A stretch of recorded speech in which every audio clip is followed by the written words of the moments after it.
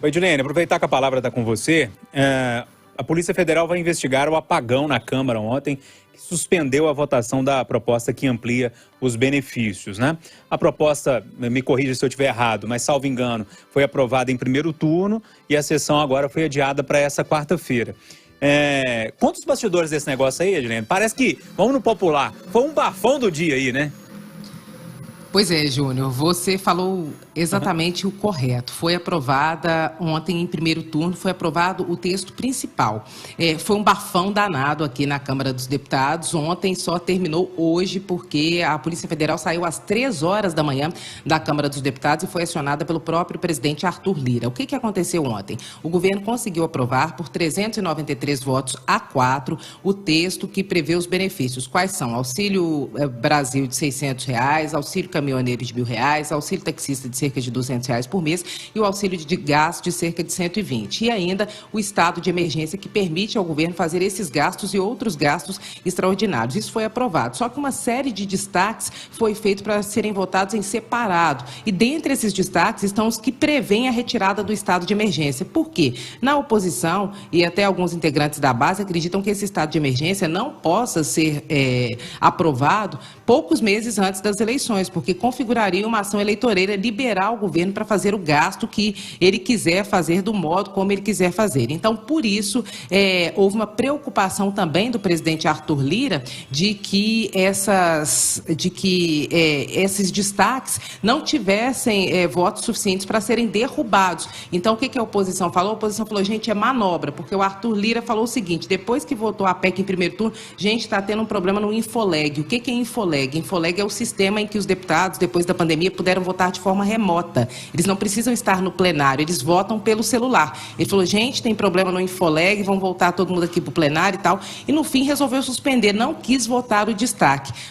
Os destaques, porque são vários, inclusive esse que retira o estado de emergência. Então, qual que é a conversa de bastidores aqui em Brasília? Que Lira temeu não ter votos suficientes para poder derrubar essa retirada do estado de emergência, porque tem muita gente querendo, e aí resolveu suspender para hoje para tentar negociar melhor ou tentar ter quórum. O que é quórum? Um número de deputados suficientes para poder votar e aprovar essa proposta. Então, o bastidor é isso. O Lira alegou que tem problema no sistema e a oposição está falando que é golpe. Agora, Júnior, eu quero complementar em relação a isso. Tem muita gente falando que essa é uma PEC eleitoreira, pode até ser porque é um ano eleitoral, agora o teto de gastos que antes era tão precioso, não tem ninguém preocupando com ele mais, mas fato é que a população está em situação de dificuldade. E essa é uma aprovação que hoje a população precisa. Infelizmente, precisou chegar a um ponto de situação de calamidade no Brasil, as pessoas passando fome, para que alguém aprovasse algo que de fato socorresse os mais pobres, não? Ricardo, a Edilene vai falando da manobra ali do Arthur Lira, pelo menos esse é o bastidor, né? E eu fui lembrando do Eduardo Cunha, né? Impressionante como é que esses presidentes da Câmara, eles têm uma habilidade para mover ali, para mexer para um lado, para o outro e para acontecer do jeito que eles querem. Mas, coisas que acontecem, dá problema. Ou tem alguma teoria da conspiração aí que você segue nesse sentido, Ricardo? A teoria da conspiração vai ter sempre, né? Você se lembrou do Eduardo Cunha, e eu me lembrei do caso, acho que foi em 2019, na eleição do senador Davi Alcolumbre para o Senado, e não foi eletrônica não, era com papelzinho. Tiveram 82 votos e tinham 81 senadores. Polícia Federal, investigação, tudo a mesma coisa. E acabou não dando em nada, né? Eu só queria fazer um complemento ao que a Edilene falou. Essa questão da PEC ser eleitoreira ou não, poxa, é óbvio, todo mundo quer ajudar o máximo possível as pessoas mais necessitadas. Todo dia que eu tenho vindo para cá, para a rádio, pela manhã, eu tenho ouvido esse especial da Itatiaia sobre a fome, né, que remonta já desde os anos 50, estamos falando de 70 anos. É muito chocante, é muito dramático tudo que está acontecendo e a sociedade tem que ajudar sim.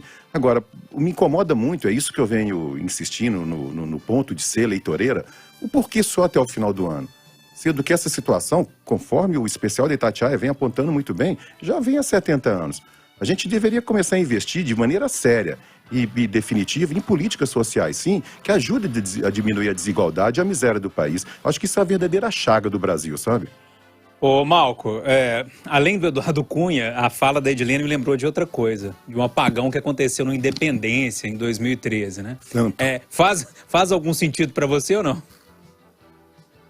Eu estava lembrando disso também, Júnior.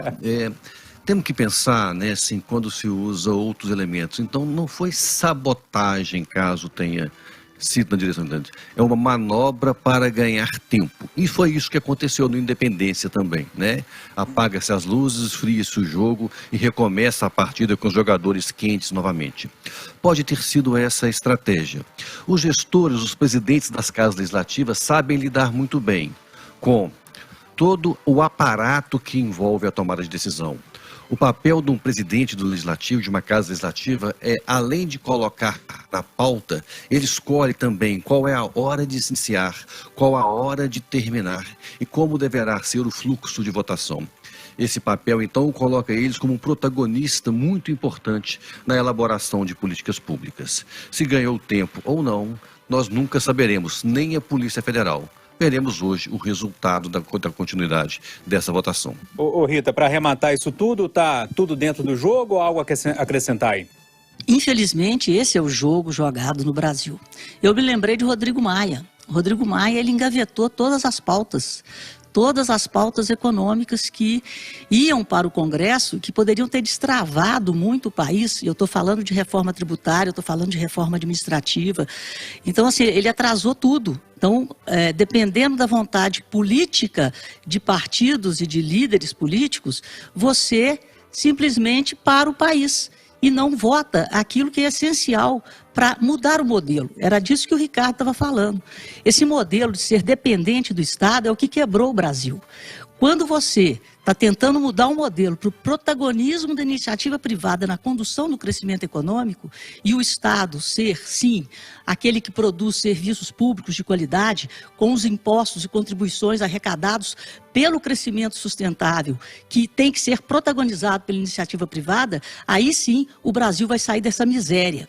A indústria da pobreza é fabricada pelos políticos que querem o cidadão dependente do Estado e um Estado fornecendo esmolas. Já a indústria da prosperidade, da riqueza, é a indústria do crescimento sustentável gerado pela criação de empregos, aumento da renda e inserção das pessoas no mercado de trabalho, não pelo crédito absurdo lá em cima. O crédito é apenas uma ferramenta, mas pelo aumento da renda que vem da educação e da criação de empregos. Rita, importante isso que você disse, porque exatamente esse pacote é chamado de eleitoreiro porque vai na direção do que você disse, né? É a alimentação da indústria da pobreza. É um amparo inicial de curto prazo, que termina no final do ano, transferindo renda para as pessoas. Essa é uma questão importante. E acho importante também fazer justiça a Rodrigo Maia. A reforma da Previdência só ocorreu por vontade e ação do Rodrigo Maia. Ele foi o principal protagonista para que a reforma fosse aprovada no Congresso. E nós sabemos a importância da reforma da Previdência para o equilíbrio das contas públicas. Só um adendo aqui, a indústria da pobreza, nós estamos colhendo o fruto dela agora, com a inflação global. Então, nesse momento, esse pacote é mais do que necessário, porque é a realidade do país que vem da maior crise econômica dos anos 2015 e 2016 e depois pegou pela frente uma pandemia e uma guerra causando inflação global. Hoje, nós estamos com a população em estado de miséria, por uma série de fatores. Agora, a mudança de modelo, ela não é praticada há muito tempo. A mudança de modelo é um Estado, né, um governo preocupado com políticas de Estado, para mudar o modelo do Brasil, estruturalmente. E é nesse sentido que a gente tem que caminhar, pelo menos essa é a minha visão. Você quer acrescentar, cara? Eu quero acrescentar, sim, tanto na fala do Malco quanto da Rita, eu acho que o Rodrigo Maia, longe de mim querer fazer defesa dele, mas o Rodrigo Maia, ele serviu muito como um esteio durante muito tempo na Câmara. Eu não vejo a atuação dele. Eu lembro que o pessoal ficava muito bravo com ele, porque ele brecava, assim, muita pauta ideológica, né? Mas sobre as pautas econômicas, essa da Previdência, como lembrou o Malco, foi muito importante. E com relação ao que a Rita acabou de falar, o mundo está em inflação, o mundo está numa crise econômica muito séria, é verdade, mas a gente tem que lembrar que o Brasil está pior do que o mundo. A fome no Brasil hoje, ela supera a média mundial, ou seja, a gente está bem pior do que outros países. Por isso é que eu volto a insistir, essa medida, esse pacote emergencial, que de emergencial ele não tem nada, ele tem que ser uma coisa constante. A fome, a crise mundial não vai terminar no dia 31 de dezembro, ela vai continuar, e a gente tem que ter olho atento para isso.